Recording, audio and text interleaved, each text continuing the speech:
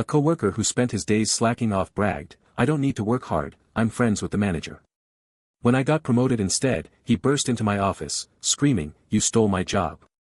As he threatened to quit, the director walked in, smiling, "That's a great idea, here's your termination paper to make it official. I've worked at my company for years, and for the most part, it's been a decent job. The pay is solid, the work is manageable, and the benefits aren't bad. But every workplace has that one guy, the person who somehow gets away with doing absolutely nothing. For us, that was Brad. Brad was a master of slacking off. If there was a way to do less, he'd find it. He'd show up late, take long breaks, and leave early. When he was at his desk, he was either scrolling on his phone, making small talk with whoever was unlucky enough to be near him, or loudly bragging about how little effort he put into his job. And no one could do anything about it. Why? Because Brad was best friends with our manager, Carl. Carl and Brad had been tight since college. They were in the same fraternity, hung out on weekends, and had that whole brotherhood thing going on. Carl treated Brad like his golden boy. Any complaint against Brad magically disappeared. Any attempt to call him out was brushed off. It didn't matter that everyone around him was picking up his slack, Carl made sure Brad had it easy. Brad knew it, too. Brad loved to remind everyone how untouchable he was.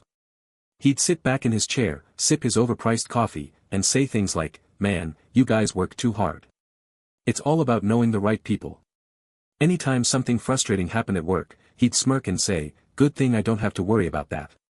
It was infuriating. We all knew he wasn't contributing. We all knew he should have been fired a long time ago. But Carl had his back, so Brad had no reason to change. Then the company announced a restructuring. A new senior team lead position was opening up, basically a stepping stone to management. It came with a nice raise, more responsibility, and actual decision-making power. Brad immediately started running his mouth about how he had it in the bag. He kept saying things like, "Carl already told me it's mine," or, "I guess I'll have to start pretending to work once I get the title." We all knew he didn't deserve it. But after years of watching him skate by, I was half convinced he'd get it anyway. So, I applied. I'd been busting my ass for years. I did my job and picked up the slack for people like Brad. I knew I was qualified. I also knew that if I didn't at least try, I'd regret it. The interview process was brutal. Unlike Brad, I actually prepared. I researched, put together ideas, and walked into that room ready to prove I deserved the promotion. Then the announcement came. I got the job. The moment my name was announced, I could feel Brad staring at me. His face was frozen in this mix of shock and fury, like someone had just slapped him across the face. Then he got up and stormed out of the room. I barely had time to process what had happened before I heard loud footsteps coming down the hall. My office door slammed open so hard it bounced against the wall. Brad stood there, fists clenched, breathing heavily. His face was bright red. I didn't say anything. I just stared at him. "You stole my job," he spat. "I was supposed to get that promotion. Carl told me it was mine." I leaned back in my chair, keeping my voice calm. Guess Richard thought differently. Richard was the director of our department, the one with the final say on promotions. Brad must have forgotten that Carl didn't have as much power as he thought. Brad was fuming. He pointed a shaking finger at me. "You don't deserve this. You're just..." He stopped himself, probably realizing that saying "you actually work hard" wasn't the insult he wanted it to be. I shrugged. "I guess management disagrees." Brad's breathing was heavy, like he was trying to hold himself back from screaming again. Then he changed tactics. "You think you're safe," he hissed. "You think this is over. You have no idea who you're messing with." He turned on his heel and stormed out, slamming the door behind him. I let out a slow breath. That could have gone worse. But it wasn't over yet.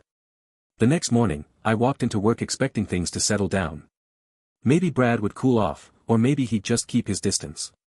Either way, I figured I'd won. I was wrong. Brad wasn't the type to take a loss quietly. At first, it was just small things. Passive-aggressive comments in meetings. A fake smile and an exaggerated, "Oh wow, must be so hard being in charge now," every time I walked by. Then, he took it up a notch. Emails I sent out started mysteriously going missing. Reports I requested never made it to my desk. Deadlines that should have been met were suddenly forgotten. It didn't take a genius to figure out what was happening. Brad still had connections. Even though he hadn't gotten a promotion, Carl was still his friend. And there were others, lazy coworkers who resented that I'd been promoted instead of Brad, people who saw me as the company favorite now. They started making my life hell. One afternoon, I was in a meeting going over project timelines when one of my coworkers, Derek, spoke up. So, Brad told me you were changing the deadlines without telling us? I blinked. What? Yeah, he said you're pushing things forward to make yourself look good. I felt a cold wave of anger. That wasn't true. I haven't changed anything without telling people, I said firmly. If anyone's confused, they can check the email chain. Derek shrugged. Well, that's not what Brad said. I clenched my jaw. I knew what was happening. Brad was spreading rumors. Turning people against me. Making it look like I was an arrogant, power-hungry jerk. I kept my cool, but inside, I was boiling. Brad wasn't just trying to mess with my work, he was trying to ruin my reputation. And the worst part? It was working. People started treating me differently. They whispered when I walked past. Conversations stopped when I entered the break room. Some coworkers who used to be friendly suddenly kept their distance. I'd worked my ass off for years, and now Brad was undoing it in days. I knew Brad was a snake. I just didn't expect him to be stupid. One afternoon, I was going through my inbox when I noticed an email chain about a major client project. I had sent out a request for a final review, but no one had responded. We were on a tight deadline. If we missed this, the client would be pissed. I scrolled through the emails, frustrated, until I noticed something. A forwarded message. From Brad. He had sent an email to our team with my request attached, and a little note of his own. Ignore this. Let's see how long it takes before the big boss freaks out. My hands clenched into fists. I finally had proof. I didn't hesitate. I forwarded the email to Richard, the department director. No explanation, no dramatic message, just the proof. Minutes later, I got a reply. Come to my office. Now. I didn't know what would happen next, but I had a feeling Brad's luck was running out. As I walked to Richard's office, I kept replaying everything in my head. Brad had finally given me the ammunition I needed. I wasn't just dealing with office gossip anymore, this was proof of sabotage. I knocked, stepped inside, and Richard gestured for me to sit. His usual calm expression was gone. He was tapping his fingers on his desk, reading the email I had forwarded. When did this happen? He asked, his voice even. Yesterday. I just saw the forwarded message now, I said. Richard exhaled through his nose and leaned back. I knew something was going on. That caught me off guard. What do you mean? He turned his monitor toward me. My stomach dropped. It was a report from IT. Someone had been accessing files they shouldn't have, documents meant for management only. Employee performance reports, meeting minutes, even my own emails. And the login credentials used? Brad's. Richard gave me a knowing look. I started looking into this after I promoted you. There were too many miscommunications happening. Too many things going missing. I wanted to be sure before acting. I was stunned. So you already suspected him? I had a feeling. But this? He pointed to the email I had sent him. This just made my decision a whole lot easier. I expected Richard to march down the hall and fire Brad on the spot. But instead, he smirked. No, he said. We're going to do this properly. And that's when things got really interesting. Richard wasn't just going to fire Brad, he wanted him to expose himself. I followed his lead. I pretended nothing had happened. I still greeted Brad in the halls, still acted like I was oblivious to the sabotage. Meanwhile, Richard quietly involved HR and legal. They needed everything lined up, documentation, evidence, witnesses. And Brad, being the moron that he was, walked right into the trap. It started small. Another missing email. A misunderstanding about deadlines. Brad making little jabs in meetings, testing how much he could push before I snapped. Then, one morning, I got a panicked message from another coworker, our entire shared project folder had been deleted. Not moved. Not archived. Deleted. I rushed to IT. They pulled the access logs. The culprit? Brad. And the best part? He had done it from his work computer. An emergency meeting was called. Everyone on the project team was there. Richard walked in, calm as ever, and clicked on the screen at the front of the room. A report popped up. It showed exactly who deleted the files and when. There was a long silence. Then Richard turned to Brad. "Anything you'd like to say?" Brad froze. His face went pale. His mouth opened, then closed. He glanced around the room, as if hoping someone would back him up. No one did. He let out a nervous laugh. That's a mistake." "I didn't," Richard cut him off. "IT confirmed it was done from your computer, using your credentials." Brad looked like he was about to throw up. Then, in true Brad fashion, he did the dumbest thing imaginable. He doubled down. He exploded. "You're all out to get me." His voice kept rising. "This company is rigged. I was supposed to get that promotion. But no, you had to give it to him." He jabbed a finger in my direction. "You all act like I'm the bad guy, but I've been here longer. I deserve better than this." Richard let him rant. Let him dig his grave deeper and deeper. Then he pulled a piece of paper from his folder and slid it across the table. A termination notice. Brad blinked at it. "This is a joke," he muttered. He looked up at Richard, expecting to see hesitation. There was none. Richard smiled. "It's official." The room was dead silent. Brad's hands clenched into fists. For a second, I thought he was going to lunge across the table. But then, the reality set in. He had lost. Security was called to escort Brad out. He threw a tantrum the whole way. I caught snippets of it as he passed by. "This is illegal, you're gonna regret this, I'll sue you all." Nobody cared. As soon as he was gone, the office exhaled. People turned to each other, whispering.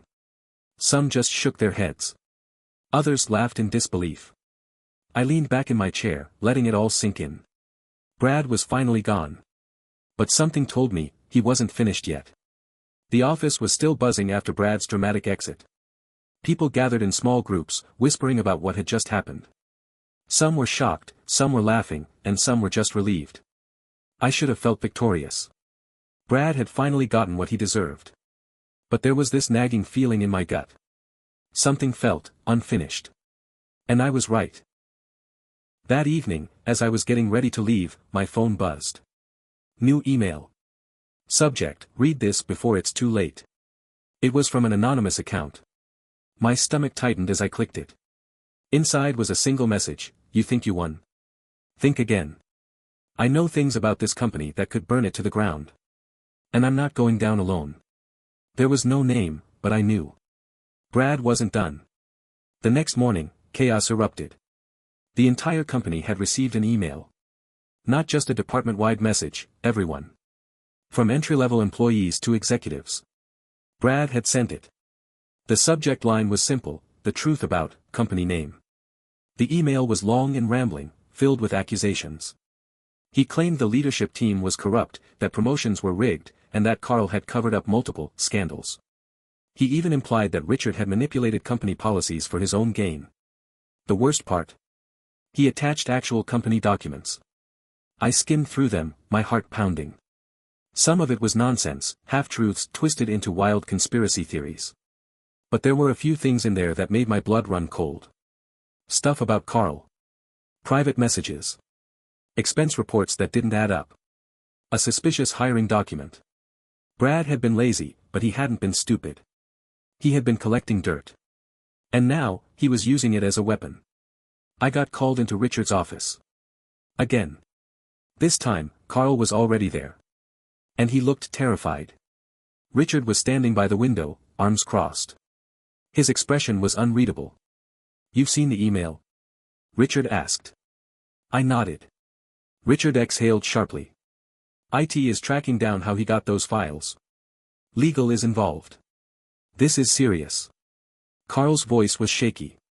"You're not actually believing any of it, are you?" Richard didn't answer right away. He just stared at Carl.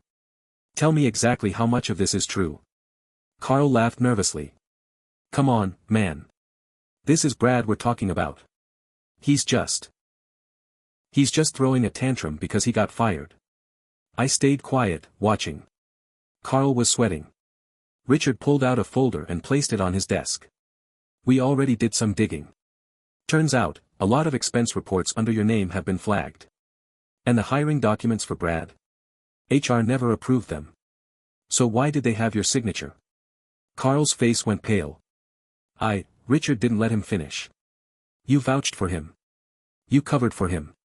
And now, because of your friend, we have a company-wide disaster. Carl swallowed. He opened his mouth again, but no words came out. I had never seen him like this. I had spent years watching him brush off complaints, ignore problems, and protect Brad at all costs. And now, he had to face the truth, Brad wasn't loyal. Brad didn't care about their friendship. The second Carl stopped being useful, Brad threw him under the bus. Carl put his head in his hands. I didn't think he'd do this, he whispered. Richard didn't respond right away. Then, in a quiet, steady voice, he said, pack up your things. You're done. The next few days were a whirlwind. Carl was forced to resign. The company sent out a damage control email, calling Brad's claims exaggerations, but promising an internal investigation. IT scrubbed his access, and legal was already preparing a case against him for stealing confidential information. Brad had gone scorched earth, and in the process, he took Carl down with him. I half expected Brad to try reaching out to me, to throw some last-minute threats my way. But he didn't. It was over. With Brad and Carl gone, things in the office changed. Some people who had been close to them tried to keep their heads down, acting like they hadn't been part of the drama. Others came up to me, cautiously testing the waters, seeing where things stood now. Derek, the coworker who had questioned me in the meeting, stopped by my desk one afternoon. Hey, he said awkwardly. So, turns out you were right about Brad. I just looked at him. Yeah. He shifted uncomfortably. I didn't mean to buy into his crap. I don't know, man. He was convincing. I sighed. Yeah. He was. Derek hesitated, then nodded. Well, for what it's worth, I'm glad you got the promotion. And that was that. I'd spent years dealing with Brad's nonsense. Watching him coast by, protected by his connections.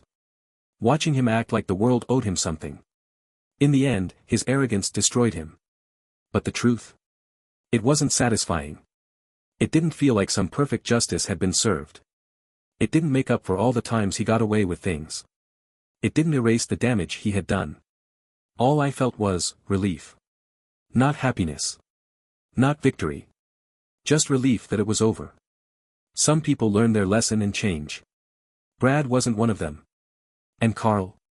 He paid the price for believing that someone like Brad would ever have his back. As for me, I moved forward. Kept my head down. Did my job. And the next time someone like Brad came along, I made sure they never had a chance to get comfortable.